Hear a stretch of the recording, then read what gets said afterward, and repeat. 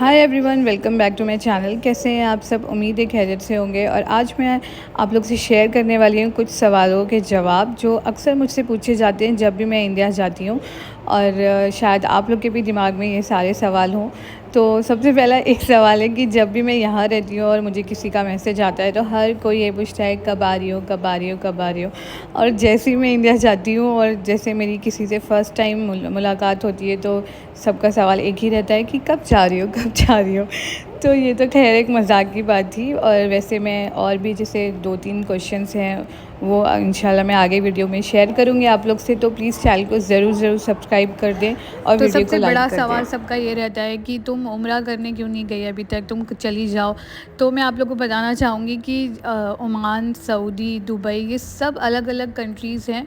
और जैसे आप इंडिया से उम्रा करने जाते हैं, मतलब मोस्टली सबको इंडिया में यही लगता है कि ये सारी कंट्रीज़ जो हैं सब एक ही है, हम आसपास रहते हैं एकदम, हम कहीं भी जा सकते हैं। लेकिन ऐसा नहीं है।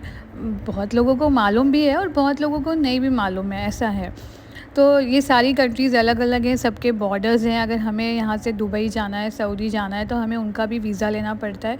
और जैसे आप इंडिया से आते हैं फ़्लाइट से और वीज़ा लेते हैं, प्रॉपर जो भी फ़ॉर्मेलिटीज़ होती है वो सब चीज़ यहाँ रहते हुए भी हमें करनी होती है।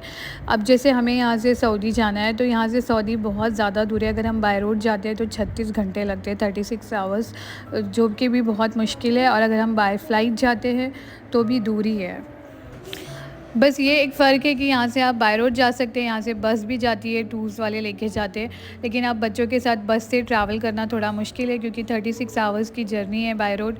तो आई होप आप लोग को ये चीज़ क्लियर हुई होगी कि यहाँ से भी एक्सपेंस और वीज़ा फॉर्मेलिटी सब सेम है हमारे लिए, अगर हम यहाँ से उम्रा करने जाएँ। लेकिन हाँ, जो ओमानी है यहाँ के, उनको वीज़ा नहीं लगता है। वैसे ये वीकेंड का दिन था, हम आए थे मॉल ऑफ़ ओमान। मेरे साथ आप भी मॉल ऑफ़ ओमान घूमिए और मेरी बातें भी सुनते रहिए। वैसे यहाँ के मॉल इतने बड़े होते हैं कि सब कुछ एक साथ देखना, घूमना इतना पॉसिबल नहीं है, आपके पैर दुखने लगेंगे। तो चलिए आते हैं अब एक दूसरे क्वेश्चन की तरफ से। अब अक्सर मुझे लोग बोलते हैं कि मैं वीज़ा भेज दूँ जॉब के लिए, बताऊँ या कुछ जॉब बता दूँ। देखिए, ऑब्वियसली लोग एक्सपेक्ट करते हैं अगर अपना कोई बाहर रहता है या वैसी जगह रहता है जहाँ हम जाना चाहते हैं, और अगर मैं हेल्प कर सकूँगी तो इंशाल्लाह मैं करूँगी भी। लेकिन वैसे पॉसिबल नहीं है। अगर आपको यहाँ जॉब के लिए आना है तो आपको प्रॉपर ट्रैवल, मतलब जो जॉब बताते हैं एजेंट्स वगैरह, उनके थ्रू आना पड़ता है। वो प्रॉपर वीज़ा देते हैं या फिर आप अपनी कंपनी में जहाँ आपने अप्लाई किया है वो आपको वीज़ा भेजते हैं तो आप आ सकते हैं। मतलब मैं वीज़ा नहीं भेज सकती हूँ। और दूसरी चीज़ ये कि हाँ, आप घूमने आ सकते हैं, आप अपना टूरिस्ट वीज़ा अप्लाई करें और कभी भी यहाँ आ सकते हैं। अब जैसे मैं हाउसवाइफ़ हूँ तो यहाँ से मैं कोई भी स्मॉल बिज़नेस स्टार्ट नहीं कर सकती हूँ। जैसे कपड़ों का करते हैं या फिर आप होम ट्यूशन्स लेते हैं, क्लोथिंग, कुकिंग, कुछ नहीं। सबके लिए आपको वीज़ा लगता है। अगर आप कोई बिज़नेस करते हैं तो आपको यहाँ की गवर्नमेंट को इन्फॉर्म करना है, क्योंकि अगर आप पकड़े गए तो फिर प्रॉब्लम हो जाएगा।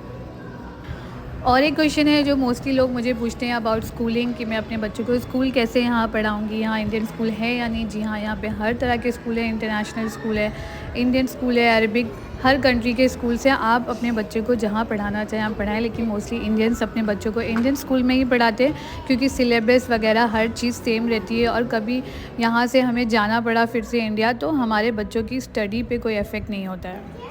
अब कुछ लोगों को लगता है कि मस्कत और ओमान अलग अलग है। जी नहीं, क्योंकि मुझे वीडियो में देख के लोग बाद में मिलते हैं तो पूछते हैं कि अरे तुम मस्कत में थी अब ओमान आ गई, लेकिन ऐसा नहीं है। यहाँ ये दोनों सेम है। ओमान जो है कंट्री है, मस्कत उसकी सिटी है, मस्कत कैपिटल है। जैसे इंडिया में अलग अलग स्टेट सिटीज़ हैं, वैसे ही यहाँ पे अलग अलग सिटीज़ हैं ओमान के अंदर।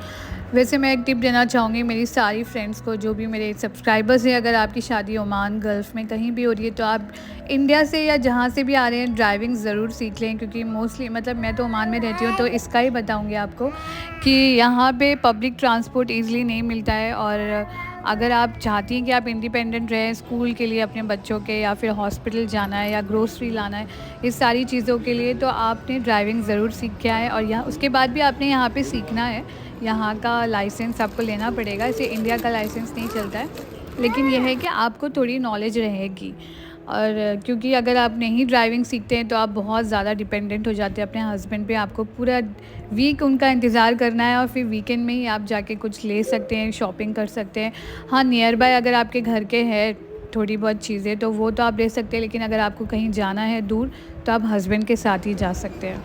तो आई होप आप लोग को ये वीडियो अच्छा लगा होगा, और अगर आपके दिमाग में कोई भी सवाल आ जाए तो मुझे कमेंट सेक्शन में ज़रूर पूछें, इंशाल्लाह मैं ज़रूर रिप्लाई करूँगी। और दुआओं में याद रखें। मिलते हैं नेक्स्ट वीक में, नेक्स्ट वीडियो में। अल्लाह हाफ़िज़, bye bye, take care. Please channel को सब्सक्राइब कर दे फिर जाए।